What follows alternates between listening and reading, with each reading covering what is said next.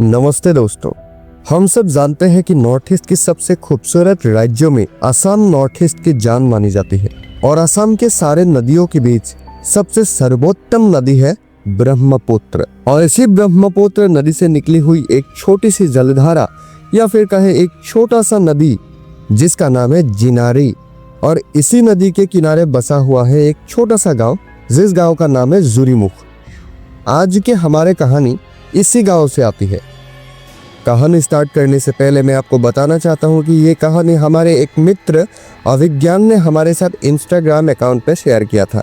अगर आपको भी आपका कोई भी कहानी हमारे साथ शेयर करना है तो हमारे इंस्टाग्राम अकाउंट पे कर सकते हैं। तो चलिए अब हम कहानी की ओर वापस चलते हैं। ये घटना 3 दोस्त राघव, चंदन और नीतीश के साथ हुआ था। कहानी के पहले गांव के लोग और एक विशेष घर के बारे में आपको बताना चाहता हूँ। जुरीमुख जिनेरी नदी के किनारे बसा हुआ एक छोटा सा गांव था जहाँ के लोग थोड़े पुराने जमाने की सोच रखते थे, जैसे कि आत्मा, भूत, बुरा साया, इन चीजों पे ज्यादा भरोसा करते थे। उसी गांव में एक 2 मंजिला घर था जो थोड़ा अकेले में बसा हुआ था, मतलब उस घर के किनारे में कोई और घर नहीं था और वो घर उस गांव के सरपंच रमेश मैस जी की थी। लेकिन कहा जाता है कि इस घर से रमेश मैस जी का पूरा परिवार कहीं पे गायब हो गया था। किसी को नहीं पता था कि वो लोग कहाँ गए, क्यों गए, या फिर उनके साथ कुछ ऐसा हुआ जो कि गांव वालों को आज तक कुछ पता भी नहीं चला। पुलिस ने भी उनको ढूंढने की बहुत कोशिश की, लेकिन उनका कोई सुराग नहीं मिलने के कारण इस केस को वही बंद कर दिया गया था। रमेश जी का जो परिवार गायब हुआ था ये कुछ 2012 की बात है। उसके बाद इस घर पे 2 से 3 बार रेंट पे भी लोग रहने आए थे, लेकिन क्योंकि इस घर पे जो भी लोग रहने आते थे उन लोगों के साथ कुछ अजीबोगरीब घटनाएं होते थे, उनको घबराहट होती थी, उनको बुरे सपने आते थे, तो जिसके कारण ना इस घर पे कोई लोग ज्यादा दिन तक रहते नहीं थे और इसी के कारण गाँव वालों को लगता था कि इस घर पे भूत है। तो लगभग 6 to 7 ईयर्स से ये घर अबेंडन पड़ा हुआ था और इस घर पे कोई आता जाता नहीं था। लेकिन आज हम सरपंच जी की फैमिली के बारे में बात नहीं करने वाले, आज हम एक दूसरे टॉपिक के ऊपर बात करने वाले हैं। मैंने इस घर के बारे में इसीलिए आपको बताया क्योंकि हमारे इस कहानी में सरपंच जी का घर का एक विशेष महत्व है। तो चलिए अब दोबारा से हम हमारे कहानी की ओर वापस चलते हैं। जुरीमुख गांव के 3 दोस्त राघव, चंदन और नीतीश, ये तीनों लोग ना कंटेंट क्रिएटर थे। इसका मतलब है वो लोग इंटरनेट पे वीडियोस वगैरह बनाया करते थे, लेकिन क्योंकि ये एक छोटा सा गांव था तो वहाँ पे ज्यादा कोई कंटेंट उनको ना मिलता नहीं था। कंटेंट ना मिलने के कारण उन लोगों के वीडियोस पे व्यूज नहीं आते थे, जिसके कारण ये लोग ना काफी ज्यादा फ्रस्ट्रेटेड रहते हैं। इसी दौरान एक दिन उन लोगों ने सोचा क्यों ना रमेश मैस जी का जो अबेंडन हाउस है, क्यों ना उस घर पे जाके एक रात को वीडियो बनाया जाए, जिससे कि 2 फायदे होंगे उनको। पहला फायदा ये होगा कि गांव के लोग उस वीडियो को देखेंगे क्योंकि घर के बारे में सबको पता नहीं है, और दूसरा फायदा ये है कि उनको सभी लोग बहादुर मानेंगे क्योंकि उस घर पे, जैसे कि मैंने आपको बताया कि उस घर पे कोई जाता नहीं था।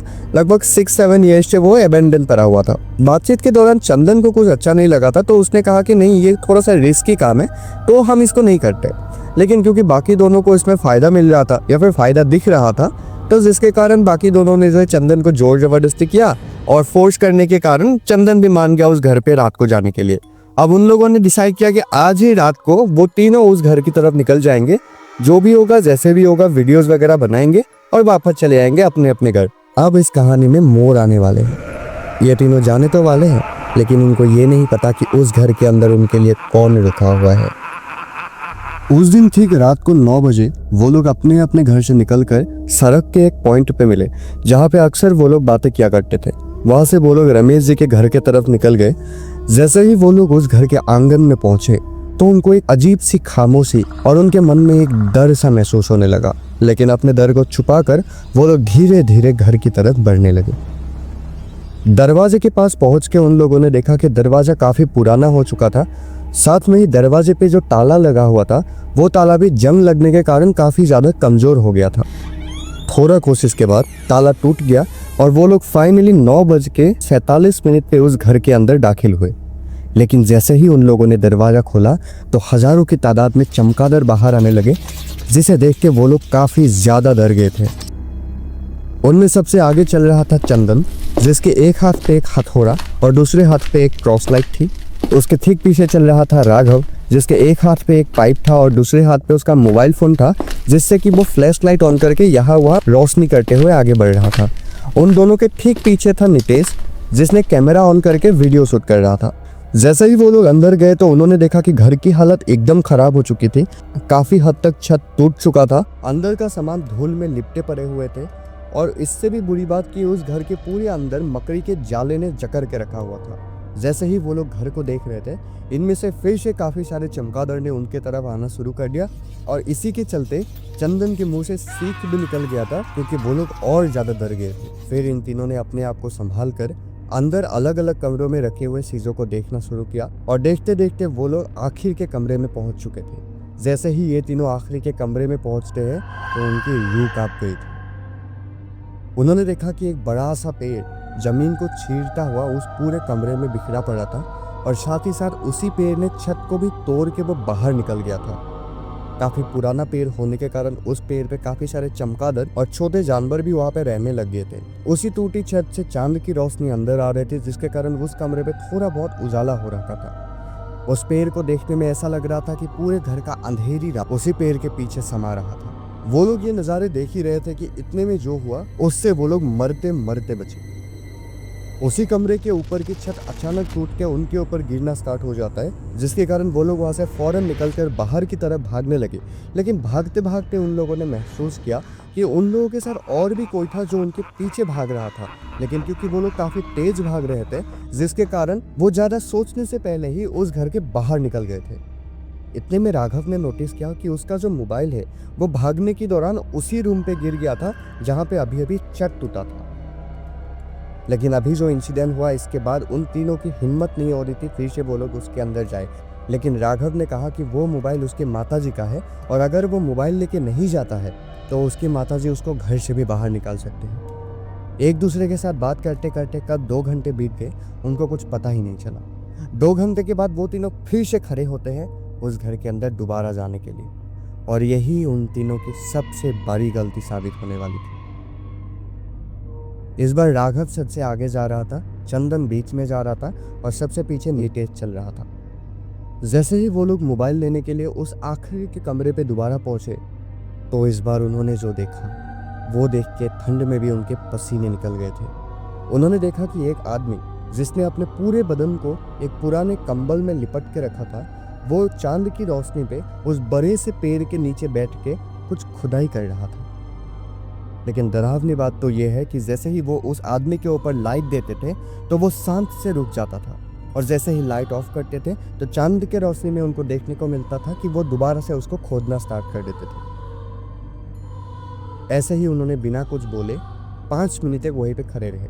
फिर चंदन ने आवाज़ लगाया कि कौन हो तुम, यहाँ क्या कर रहे हो? लेकिन वहाँ से कोई जवाब नहीं आता। फिर नितेश ने पुकारा, लेकिन आखिर पे राघव ने छिड़ के बोला कि कौन हो तुम, लेकिन फिर भी उनको कोई जवाब नहीं मिला।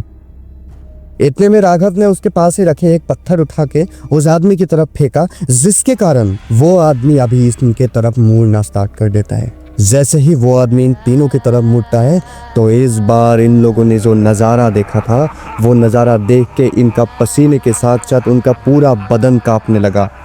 उन्होंने देखा कि वो जो आदमी था उसका पूरा चेहरा जला हुआ था, उसके मुंह से कुछ लिक्विड बाहर आ रहा था और इसके साथ साथ उसका एक आँख फूट के बाहर आ रखा था।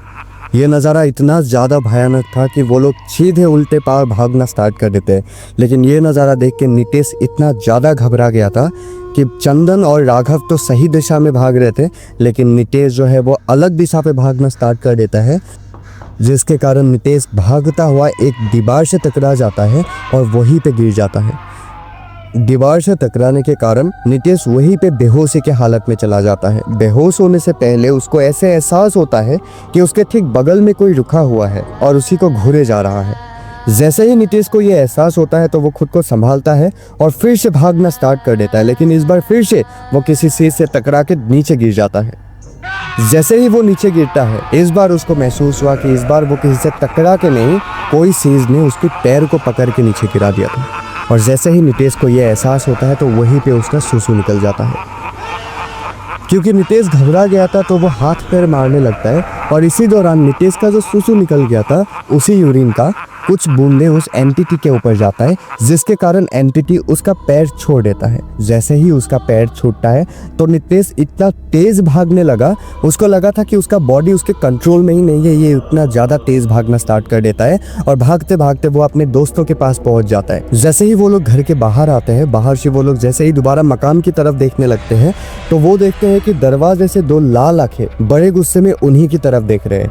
और जैसे ही इन तीनों ने ये देखा तो वो लोग अपने जान बचा के वहाँ से भागना स्टार्ट कर देते हैं और भागते भागते अपने घर पहुँचते हैं। अगले दिन उन्होंने ये पूरी बातें गांव वालों को बताई और तभी से तीनों दोस्तों की तबीयत काफ़ी ज़्यादा खराब रहने लगी। अभिज्ञान बोलते हैं कि नितेश के माता पिता नितेश को लेकर बार बार मेडिकल के चक्कर काट रहे थे, लेकिन उनको कोई इजाफा देखने को नहीं मिल रहा था। फिर गांव के लोगों के बात सुन के वो लोग एक पंडित जी से मिले। अब पंडित जी ने जो बोला, उनके बातों से एक पुराने राज से भी पर्दा उठने वाला था। उन्होंने कहा कि वो लोग एक आत्मा का सामना करके वापस आए थे। उन्होंने कहा कि ये आत्मा उसी सरपंच की है जो 2012 में गायब हो गए थे। असल में उनके घर के ही लोगों ने सरपंच जी को जला के मार दिया था और मार के उसी पेड़ के नीचे उनको दफना के वो लोग भाग गए थे और उस आत्मा को शांति ना मिलने के कारण आज भी उसी घर पे भटकती रहती है। उसके बाद पंडित जी ने नितेश के हाथ पे एक धागा बांधा और काफ़ी सारे रीति रिवाज के बाद पंडित जी ने उसको सलाह दी कि अगली बार से उस घर की तरफ वो ना जाए और साथ ही साथ रात को वो अकेले बाहर ना निकले। तभी से उस घर की तरफ आज तक कोई भी नहीं जाता और वो घर पूरी तरीके से अबेंडन हो चुका था। तो यही थी इन तीनों दोस्तों की कहानी। आपको ये स्टोरी कैसे लगी हमें कमेंट करके ज़रूर बताइएगा और अगर आपको अच्छी लगी तो वीडियो को एक लाइक करने के साथ ही चैनल को सब्सक्राइब करना मत भूलिएगा। मैं मिलता हूँ आपको एक अगली कहानी में। धन्यवाद।